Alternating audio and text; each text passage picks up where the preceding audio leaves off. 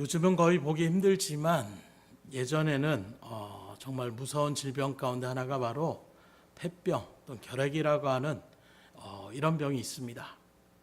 이제 이 폐병이 현대의학으로는 충분히 고칠 수 있는 병임을 의학적으로도 우리가 얘기할 수가 있는데, 이상한 일은 아직도 이 폐병에 걸려서 죽는 사람들이 많다는 것입니다.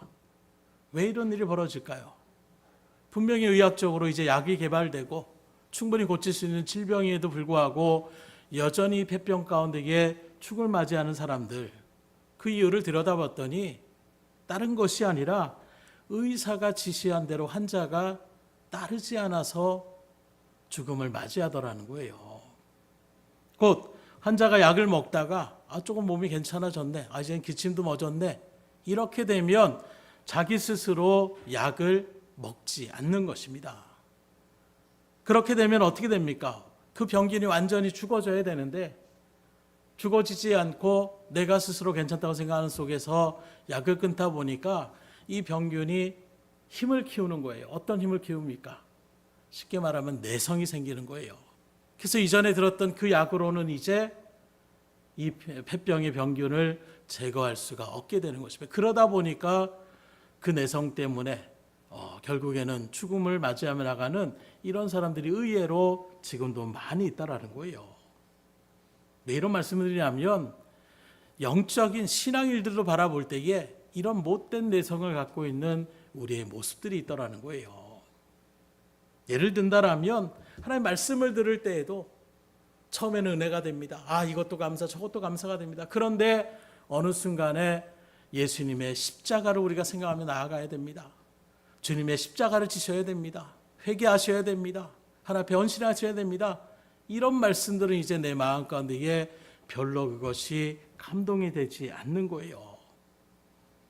그래서 말씀의 본문만 봐더라도 오늘 어떤 말씀이겠구나, 어떤 말씀을 또 이 시간 선포하겠구나, 이런 것들을 먼저 예단하고 그걸 생각하는 일들, 그리고 그것이 맞아떨어질 때에 별로 하나님의 말씀에 감동을 받지 않는 거예요. 꿈쩍하지 않는 것입니다. 그러면서 어떤 말씀들은 좋아합니까? 이 세상의 어떤 축복의 말씀, 위로의 메시지, 이런 것들을 들으면 그 일들 가운데서 거기에서만 만족감을 느끼는 이런 일들 가운데 있다 보니까 점점점 웬만한 설교에 대해서, 웬만한 말씀에 대해서는 그것이 마음 가운데에 감동을 받지 않는 내성의 일들이 생기는 거예요. 결국 어떻게 됩니까? 영적인 기갈 가운데서 여러 가지 고통을 겪기도 하고, 그런 마음에서 이 교회 저 교회에 돌아다니는 거예요. 여기 뭔가 새로운 말씀이 있구나, 듣다가 또 어느 순간에 또 그런 말씀이구나, 그럼 또 다른 교회 찾아가고, 그러다 보니까 어느 순간에 자기 만족감만을 찾는 이런 일들 속에서 정작 하나님의 말씀이 들려져도, 하나님의 말씀이 선포되어져도 그 말씀을 들은 채도 않는, 그저 내 마음의 중심만을 위하여 나아가는 이런 일들 가운데 서게 되면 결국에는 어떻게 됩니까? 영적인 기갈한 가운데에 생길 수밖에 없고, 그 마음이 말씀을 들어도 은혜가 되는 것이 아니라, 말씀을 들어도 기쁨이 넘치는 것이 아니라, 말씀을 들어서 하나님 앞에 감사하는 마음이 아니라 완전히 인이 박힌 그런 마음처럼 말씀 앞에서도 꿋꿋하게 내 생각을 고집하며 나가는 이런 일들 가운데 서다라는 거예요. 또 한 가지 내성은 바로 무엇이냐? 감사에 대한 내성이 생기는 것입니다.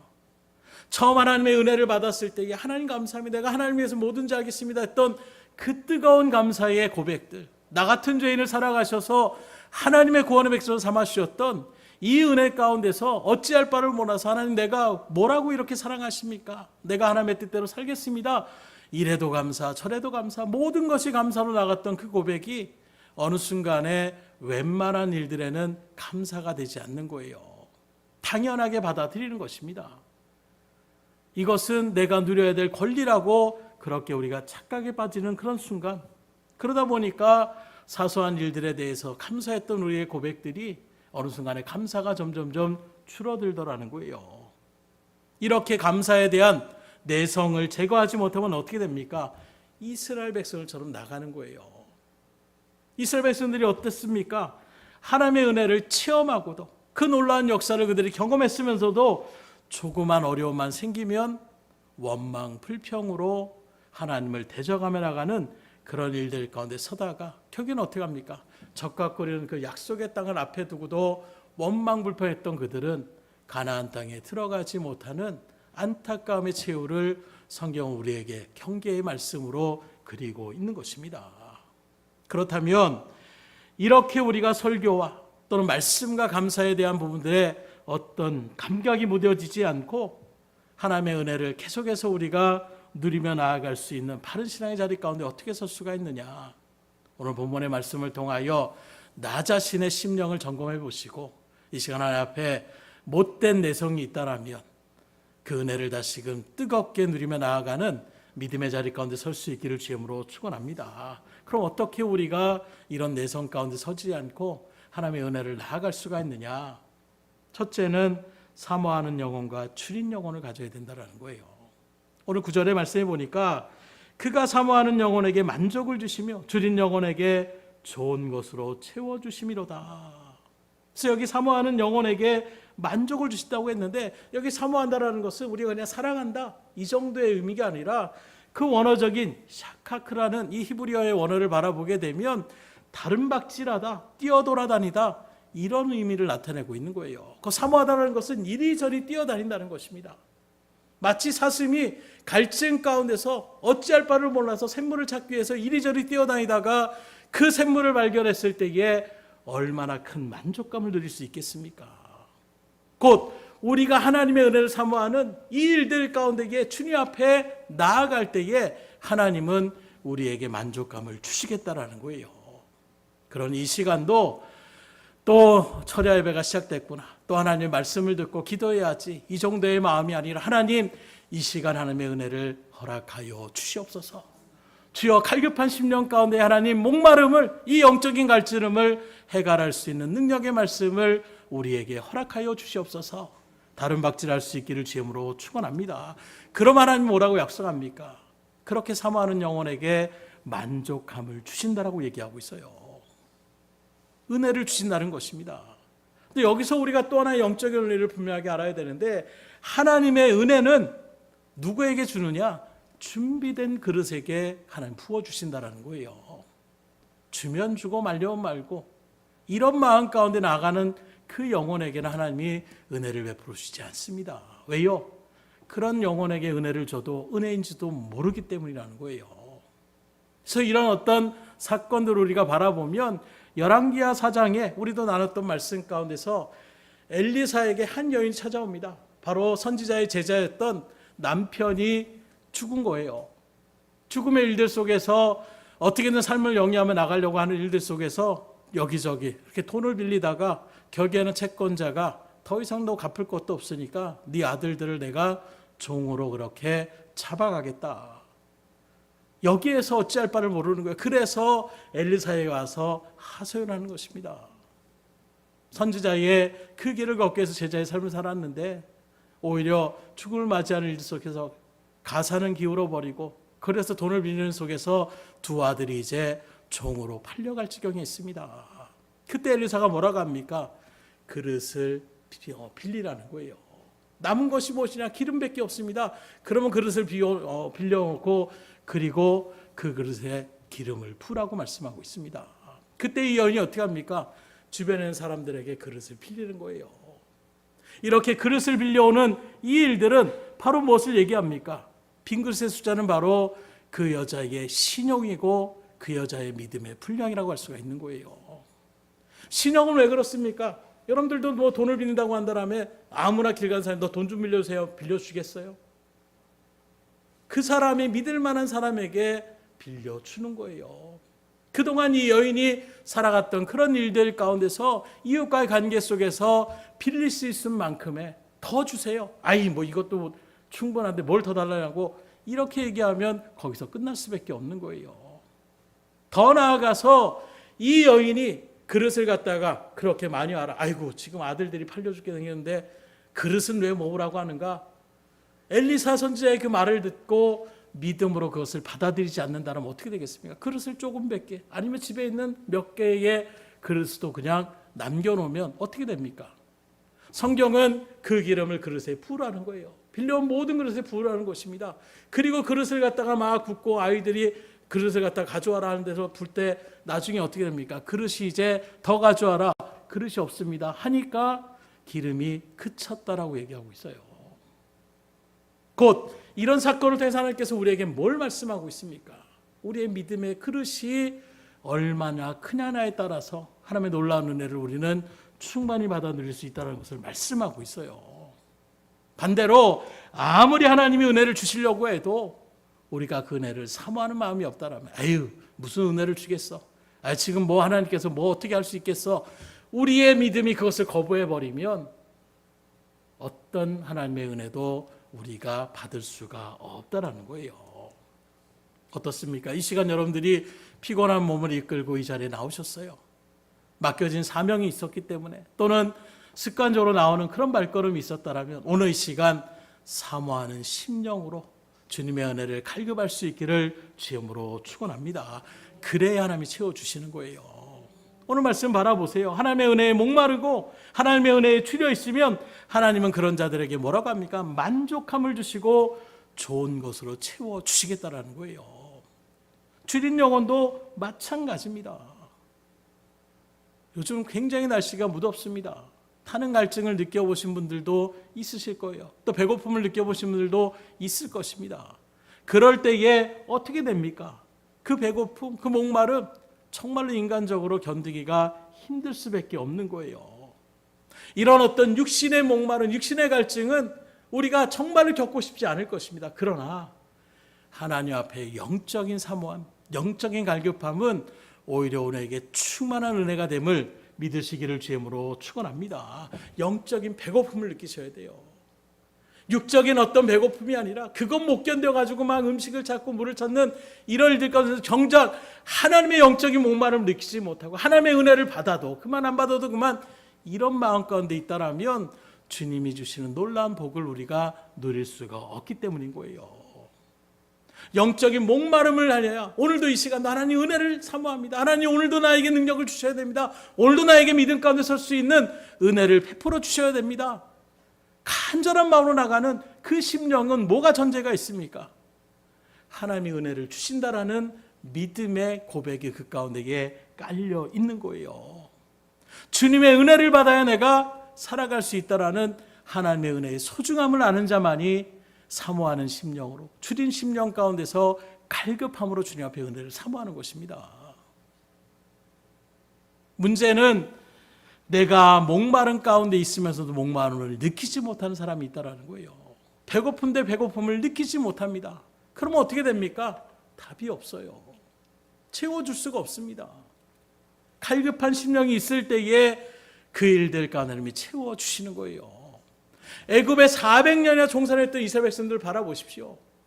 육신의 어떤 만족감 가운데에 그냥 일하면 먹을 건 주니까 잠잘 것은 주니까 이런 마음으로 그들이 살았을 때에 그들의 배고픔은 심하지 않는 것입니다. 그러다 보니 어떻게 됩니까? 그 세상에 그 영혼이 사단의 메인바되는 자리에서 벗어날 수가 없는 거예요. 그런 일들 가운데서 우리가 잘 아는 시편 40편에 사슴이 신의 말을 찾기에 갈급한 것처럼 내 영혼이 주를 찾기에 갈급합니다. 하나님의 은혜를 사모하시는 여러분들이 될 수 있기를 주님으로 축원합니다. 그래서 말하잖아요. 뉴질랜드나 뭐 미국 이런 일들 가운데서도 정말로 잘 사는 육신을 풍성한 나라가 오히려 예배의 자리에 모이지 않는 거예요. 하나님을 찾지 않습니다. 왜요? 내가 충분히 만족하다고 느끼니까. 육신적으로 만족감을 느끼지만 영적으로는 지금 기아 상태 가운데서 점점 멸망의 길로 가고 있는데 정작 그걸 느끼지 못하는 거예요. 오늘 저희들은 결코 그러한 자리에 서지 않기를 주님으로 축원합니다. 그래서 때로는 우리 가운데 있는 어려움과 고통과 그 근심이 오히려 우리에겐 은혜임을 우리가 분명히 아셔야 되는 거예요. 그래서 고난은 축복의 가면이다 이런 얘기를 쓰는 것입니다. 하나님 우리에게 그냥 고난을 주시는 분이 아니에요. 그 일들을 통하여 하나님과의 관계가 회복되어지고 그 일들을 통하여 하나님의 놀라운 은혜를 누리게 하게 하는 주님의 그 선하심의 그 인도하심을 의심치 않고 믿음으로 그대로 받아들여서 갈급한 심령 가운데에 더욱더 주님을 붙잡고 나갈 수 있기를 주님으로 축원합니다. 그래서 우리 김사님이 얘기할 때마다 은혜가 되고 도전이 되는 것이 솔직한 고백을 하는 거예요. 안 들어주실 때가 더 많더라고요. 그럼에도 불구하고 하나님을 계속 붙잡고 나가는 그 심령. 말씀을 들으면서 그런 생각을 하더라고요. 지금 이스라엘 백성들이 그 마라의 쓴물 앞에서 이제 엘르라는 그 놀라운 엘림의 그 놀라운 오아시스를 예배해 뒀는데 그걸 못 견디고 며칠만 가면 되는데 나 죽는다라고 하나님 앞에 원방불표 나가는, 마치 내가 지금 걸어가는 나 정말 왜 해결해 주지 않는지, 근데 하나님은 조금만 더 가면 되는데 거기서 멈추지 않는 그 신앙을 계속해서 붙잡고 나갈 수 있기를 주님으로 축원합니다. 제일 안타까운 것이 그거잖아요. 바로 코앞인데 그 코앞을 보지 못해서 이제는 도저히 안 되겠다, 이제 한계다 하고 포기하는 그 순간 그 놀라움의 은혜를 누리지 못한다면 얼마나 안타깝고 불쌍한 일이에요. 끝까지 주님을 의심치 않고 나아갈 수 있기를 주님으로 축원합니다. 그럼 반드시 약속의 하나님은 만족감을 주시는 거예요. 그 기간이 며칠인지 몰라요. 하루가 될 수도 있고 때론 짧게 몇 시간 바로 하나님 응답할 수도 있고 또는 10년, 20년이 걸릴 수 있는 그런 세월도 있는 것입니다. 우리의 생각에는 그냥 무조건 기도할 때마다 들어주시지 했으면 좋겠지만 하나님은 우리보다 더 잘하시는 하나님의 분명한 선하신 계획을 우리가 믿음으로 바라보셔서 그게 또 매번 기도할 때마다 그렇게 하면 채워줘 보세요. 또 뭐가 생길까요? 감사에 대한 내성이 생기는 거예요. 기도하면 왜 안 주지? 이제는 어떻게 됩니까? 기도했는데 안 줘? 그리고 하나님 앞에 따져 묻는 자리로 변하기 시작하는 거예요. 처음에 기도하면 응답하면 하나님 감사합니다.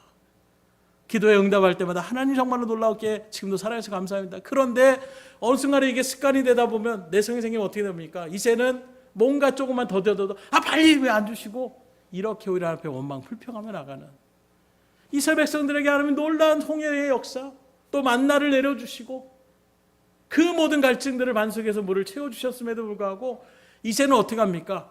틈만 나면 내가 언제 구해달라고 했느냐, 오히려 하나님 앞에 따져 물으며 나아가는 이런 자리. 오늘날에는 그런 일이 없을까요? 의외로 그런 고백들을 참 많이 듣게 되더라고요. 이야기를 하면서 스스로 내가 그랬지 참, 이렇게 오히려 금방 깨닫는 분도 계시지만 어떤 분은 이야기하면서도 목사님 이건 정말 말이 안 되고 하나님이 어떻게 이럴 수가 있느냐고 말씀으로 권면을 해도 듣지 못하는 그런 완악한 심령의 자리 가운데 서시는 그런 분들도 계시더라는 거예요. 오늘 이 자리에 계신 여러분들은 결코 그렇지 않기를 주님으로 축원합니다. 하나님은 우리를 배신하시는 분이 아니세요. 사람들은 우리를 속일 때 있습니다. 사단은 말할 것도 없이 거짓의 영으로 우리를 속이는 일들 가운데 달콤하게 우리를 유혹합니다. 그러나 하나님은 그렇지 않아요. 그 하나님을 붙잡고 나갈 수 있기를 주님으로 축원합니다. 그런 은혜 가운데서 우리가 여기까지 인도하여 주셨잖아요. 저도 의심될 때가 있어요. 저도 괴로울 때가 있습니다. 그때마다 제가 생각했던 것이 바로 무엇이냐, 여기까지 이끌으셨던 하나님의 손길을 생각하면서 다시금 믿음의 자리에 설 수 있더라는 거예요. 곧 둘째로 우리에게 못된 내성이 생기지 않고 바른 신앙의 자리 가운데 서려면 어떻게 되느냐, 받은 은혜를 헤아리고 잊지 말아야 된다는 거예요. 은혜를 망각해버릴 때 우리는 이런 이스라엘 백성들 같은 어리석은 자리에 설 때가 있다는 것입니다. 오늘 본문의 9절의 말씀처럼 하나님을 사모하는 영혼과 줄인 영혼에게 만족감을 주시고 좋은 것을 채워주시는데 문제는 바로 무엇이냐, 그 은혜를 너무 속히 잊어버린다는 데 문제가 있다는 거예요. 실제로 이스라엘 백성들 그 광야산 가운데에 얼마나 많이 잊어버립니까? 애굽에서 종살이 할 때에 짐승 취급을 당하고 그렇게 고된 노역 가운데 있을 때에 그런 모습에서 어느 순간에 광야의 길 조금만 자기 마음에 들지 않으면 그 애굽으로 또 돌아가겠다고, 거기가 편했다라고, 거기가 먹을 것도 많았다라고 수차례 멸망과 불평을 하며 나가는 이스라엘 백성들의 모습. 홍해의 기적을 체험했고 놀라운 하나님의 역사들을 계속 그들의 눈의 가운데 구름 기둥과 불 기둥을 체험하고 있으면서도 처음에는 신기했겠죠. 아이고 이 뜨거운 낫을 구름으로 가졌을 때 시원하다. 밤에는 그 반대로 차가워진 그 기온의 차 가운데 느껴지는 그 한계를 갖다가 불기도로 그렇게 막아주시는 하나님의 은혜, 그게 지금 없어진 게 아니에요. 지금도 버젓하게 그들의 눈에 비치는데 처음에는 신기하게 보였던 구름기둥과 불기둥을 이제 어떻게 생각합니까? 그건 당연하게 있는 거로 생각하는 거예요. 그러니 감사하지 않습니다. 처음에도 말씀을 드릴 때 아니 정말로 눈에 계속해서 하나님의 장막 위에 구름기둥이 불기둥이 밤에는 그렇게 변화되어지는 모습을 그렇게 보고 있는데 눈으로 보고 있는 그 가운데서도 어떻게 하나님을 원망할 수 있을까? 그런데 신앙의 길을 걸어가다 보니까 저도 그럴 때가 있는 거예요. 어느 순간에 은혜를 은혜로 생각하지 못하고 당연한 권리로 생각하며 나가는 그런 마음 가운데 서니까 하나님 앞에 왜 이건 안 해주냐고, 지금까지 해주셨던 그 은혜들이 얼마나 많은데 그 은혜는 까마득히 잃어버리고 지금 내가 지금 필요할 때 왜 하나님 가만히 계시냐고 하나님 앞에 묻고 따지는 나의 모습을 돌아보게 되는 것입니다. 하나님의 은혜를 잊어버리지 않기를 주임으로 축원합니다. 오늘 우리들이 어떻게 이 자리에 오게 됐어요? 말씀에 비춰보면 우리는 죽어서 멸망받아 심판받을 만한 그런 죄인인데 그 우리들을 하나님의 강건적인 은혜의 사랑의 손길을 통하여 여러분들을 구원의 백성으로 불러주셨잖아요. 그것으로 끝이 아니라 우리의 육신에 대한 어떤 질곡 가운데 있을 때 하나님 고쳐주세요, 하나님 낫게 해주세요, 그리고 하나님이 고쳐주셨던 그 놀라움의 은혜들도 우리가 체험했잖아요. 자녀가 아팠을 때 하나님 고쳐주세요, 정말로 내 마음이 찢어집니다, 하나님이 아니면 안 됩니다, 울부짖으며 기도했을 때 하나님이 낫게 해주셨던 체험도 있는 것입니다. 이런 체험들을 적어도 이 자리에 계신 분들은 많이 체험하셨던 분들이에요. 그런데 어느 순간에 또 우리 마음 가운데에 내 마음대로 되지 않고 내 뜻대로 되지 않는다라고 하나님 앞에 오히려 감사의 소리가 아니라 원망과 불평의 마음을 주님 앞에 하려고 나가고 있지는 않냐라는 거예요. 왜 이런 일이 벌어집니까? 받은 은혜를 어느 순간에 잊어버리고 망각할 때에 감사가 나오지 않는 거예요. 세상 사람들은 이렇게 뭔가 은혜를 베풀었는데 은혜를 은혜로 생각하지 않고 돌아갔을 때에 참 배은방덕하다 이런 얘기들을 합니다. 어떻게 저렇게 할 수가 있을까? 세상 사람들도 은혜를 잊으면 그렇게 살면 안 된다라고 이야기합니다. 하물며 하나님이 주신 그 놀라운 은혜를 우리가 받았음에도 불구하고 그 은혜를 잊어버리며 나아가는 삶을 살아간다면 어떻게 되겠습니까? 우리는 이제 이 세상을 바라보는 사람들이 아니에요. 왜 하나님이 이렇게 은혜를 베풀어 주셨음에도 불구하고 우리는 또 왜 만족감을 누리지 못합니까? 분명히 하나님은 우리에게 사모하는 영혼에게 만족감을 주시다고 했는데 왜 만족감을 누리지 못하느냐? 세상의 것들로 우리가 만족감을 누리려고 하니까 만족감이 또 사라지는 거예요. 그래서 하나님 뭐라고 합니까? 우리는 하늘의 신령한 것을 바라보는 자가 되어라고 말씀하고 있어요. 주님은 말합니다. 내가 주는 평안은 세상이 주는 평안과 다른 평안이라고 말씀하고 있어요. 그런데 우리는 세상의 것들만 하나님께, 세상의 문제만 하나님께 해결해달라는 그런 일들, 그리고 그 문제가 해결되면 그때는 감격하지만 또 어떻게 됩니까? 그 문제가 또 발생할 수 있는 거예요. 나사로가 살아났지만 영원히 죽지 않은 것이 아닙니다. 또 죽는 거예요. 육신의 것은 마치 바닷물처럼 큰 갈증 가운데, 저도 바닷물을 수영을 하다가 억지로 먹은 적은 있지만 정말 타는 갈증 가운데 어쩔 수 없어서 배에 그렇게 필요하다가 물이라도 바닷물을 먹겠다라고 하면 어떻게 됩니까? 더 빨리 죽음을 맞이할 수밖에 없다는 걸 다 아실 거예요. 그러나 당장 그 물로 바닷물이라도 먹으면 어떻게 됩니까? 당장은 갈증이 해소되는 것처럼 생각돼요. 그러나 더 큰 갈증의 자리 가운데 설 수밖에 없는 거예요. 우리의 육신의 만족감은 바로 그런 것입니다. 그런데 우리가 신앙생활을 하면서도 육신의 그런 만족감만을 바라보며 하나님 앞에 나아가고 부르짖며 나가다 보니까 이스라엘 백성들 바라보세요. 물 주면 감사합니다. 그런데 또 며칠 가다가 물 목마르면 또 어떻게 합니까? 또 하나님 앞에 원망불평하는 거예요. 육신의 것은 바닷물처럼 우리의 갈증을 해소하지 못합니다. 더 큰 갈증의 자리로 이끌어갈 수밖에 없어요. 그래서 하나님은 위의 것을 생각하라고 말씀하고 있는 거예요. 신령한 것을 바라보라고, 신령한 것을 간구하라고 말씀하고 있는 것입니다. 오늘 이 자리가 영적인 것들을 소망하며 나아갈 수 있기를 주님으로 축복합니다. 육신의 만족감은 또 우리 가운데에 불평의 자리로 이끌어갈 수밖에 없는 그런 것이 우리의 육신의 삶의 모습이에요. 그래서 우리는 어떤 사람들입니까? 이제 세상을 바라보는 사람이 아니라 영적인 세계를 바라보는 사람들이에요. 새벽에 고린도전서를 우리가 15장을 쭉 계속 강의하면서 계속해서 강조한 것이 무엇입니까? 우리는 부활을 소망하는 사람들이 되셔야 되는 거예요. 만약에 부활이 없다라면, 저 하늘나라의 소망이 없다라면 우린 세상에서 가장 불쌍한 사람이 된다는 것입니다. 왜요? 지금도 마찬가지예요. 피곤하면 그냥 집에서 TV나 보면서 편안하게 에어컨 앞에서 그렇게 쉬면 되지. 굳이 또 여기까지 여러분들이 오셔서 예배 드려야 되니까, 하나님 앞에 내가 말씀 드려야 되니까, 이런 마음으로 하는데 정작 천국이 없어요. 부활의 소망이 우리 가운데 없어요. 그러면 우리는 세상에 누리는 사람보다도 더 불쌍한 사람이 될 수밖에 없는 거예요. 적어도 세상 사람들은 이 세상의 소망을 위하여, 이 세상의 영광을 위하여 다른 박질하고 그걸 누렸을 때에 기쁨을 누립니다. 그런데 우리는 아니야, 우린 세상의 것은 배설물과 같은 거야. 우리는 하늘의 것을 소망해야지. 근데 정작 하늘의 것을 우리가 누리지 못하는 자리에 있다라면 얼마나 더 안타까운 모습입니까? 이걸 통해서 더 큰 은혜를 누리려고 했는데 더 은혜를 누리지 못하는, 좀 더 우리가 예를 들다면서 극적으로 얘기를 든다라면 우리가 주식을 팔며 나아갈 때에 이거 사면 분명하게 몇 배의 수익이 올 수 있습니다.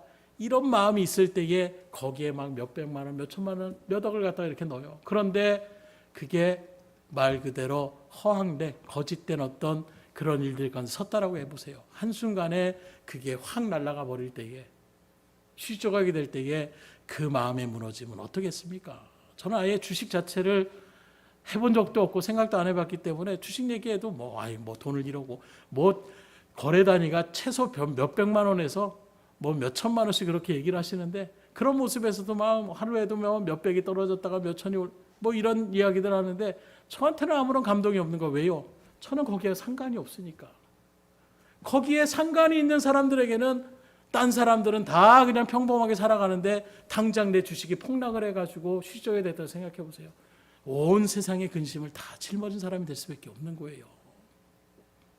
오늘 우리들은 영적인 세계를 바라보는 사람들이에요. 이 세상을 바라보며 살아가는 사람들이 아니다라고 얘기하고 있는 것입니다. 그러기에 우리는 하늘에 실현한 것을 사모하며 우리가 나아갈 수가 있어야 되는데, 지금도 하나님께서는 어떻게 하십니까? 우리가 알지 못하는 세밀한 것까지도 주님은 다 아시고 우리를 바른 길로 인도하여 주시는 분이십니다. 우리의 미래를, 지금도 우리가 수련회를 준비하면서 우리 교육팀에서 그냥 몇 달 전부터 계획을 세우고 어떻게 진행할지, 또 어떤 차량을 어떻게 하고 열심히 수고하며 땀 흘려 나아가는 그런 발걸음 가운데 있어요. 왜 그렇습니까? 이제 며칠 있으면 우리가 수양회를 가게 됐을 때에 그 모든 일들을 우리가 잘 매끄럽게 하기 위하여 나아가는 거예요.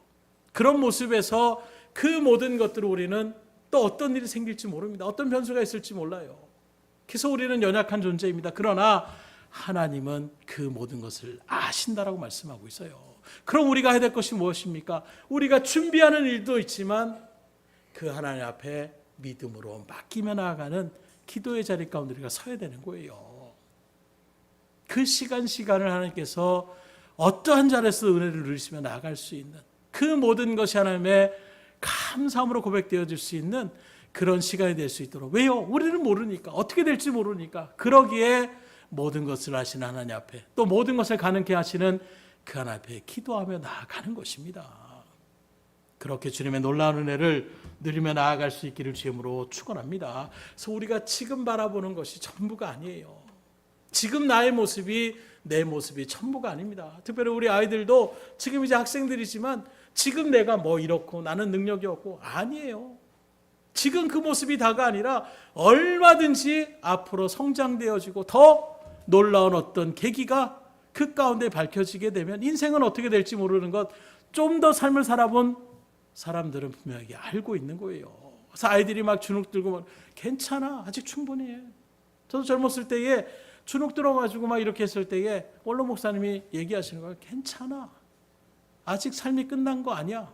아직도 충분히 여러 가지 일들 가운데 어떤 일이 생길지 모른다라고. 근데 그 말씀이 굉장히 힘이 되더라고요. 난 이제 나이가 다 들어서. 아니에요. 지금도 우리의 삶이 나의 모습의 전부가 아닙니다. 가끔씩 저 목사님 저는 성격 못 고쳐요. 저는 원래 이래요. 아니에요. 바뀌어질 수 있습니다. 말씀드렸잖아요. 그 농사일, 과수원 일로 그것만 하는 것이 전부인 줄 알았는데 한 번 정말로 신장이 완전히 망가져서 그리고 중국까지 가서 수술을 받고 말 그대로 새로운 어떤 인생을 살아갈 수 있게 되니까 이제는 그것이 전부냐 살았던 그 발걸음에서 다른 마음으로 바뀌더라는 거예요. 50년, 60년을 살았던 그 인생, 그거 아니면 안 돼. 늘 그렇게 얘기했던 사람들도 큰 어떤 사건의 계기가 생기면 얼마든지 바뀌어질 수 있다는 것을 제가 새삼 느끼게 되더라고요. 그러니 지금의 나의 모습이 전부냐 생각하고 주저앉지 마세요. 절망하지 마세요. 하나님은 어떻게 우리의 인생을 이끌어 가실지 모르는 것입니다. 아니, 오늘 말씀에 비춰 하나님은 우리를 반드시 만족한 자리 가운데 좋은 것으로 인도하여 주신다고 약속하여 주셨사오니 오늘 내 자리가 힘들고 내 자리가 고민이 되고 내 자리가 근심이 되더라도 주저앉지 않기를 주임으로 축원합니다. 그래서 오늘 4절로 7절의 말씀을 다시 한번 보십시오. 그들이 광야 사막길에서 방황하며 거주할 성읍을 찾지 못하고 줄이고 목이 말라 그들의 영혼이 그들 안에서 피곤하였도다. 이에 그들이 근심 중에 여호와께 부르짖음에 그들의 고통에서 건지시고 또 바른 길로 인도하사 거주할 성읍에 이르게 하셨도다. 이스라엘 백성들이 애굽에서 나와서 헤맬 때에 그 광야에서 주님 앞에 어떻게 하셨습니까? 하나님이 생명의 길로 거주할 성읍으로 인도하여 주셨다라는 거예요. 그러니 지금 목마르다고 지금 피곤하다고 괴로워하지 마시고 부르짖을 수 있기를 주임으로 축원합니다. 어떤 마음으로요? 사모하는 심령으로 줄인 영혼으로 하나님 만족감을 채워달라고. 단지 육신의 만족감이 아니라 하늘의 신령한 것으로 채워 주시옵소서. 주님 주시는 친정한 기쁨과 사랑과 그 화평과 은혜를 누리게 하여 주시옵소서. 우리가 하늘의 것을 소망할 때에 하나님은 베풀어 주시는 거예요. 왜요? 그 하나님은 지금도 동일하시기 때문에. 그래서 반드시 우리를 고통에서 건지시고 바른 길로 인도하시며 거주할 성읍으로 인도하실 그 하나님을 믿음으로 확신하시고 이 시간도 주님 앞에 간절한 마음으로 기도하며 나갈 수 있기를 주임으로 축원합니다. 기도하겠습니다.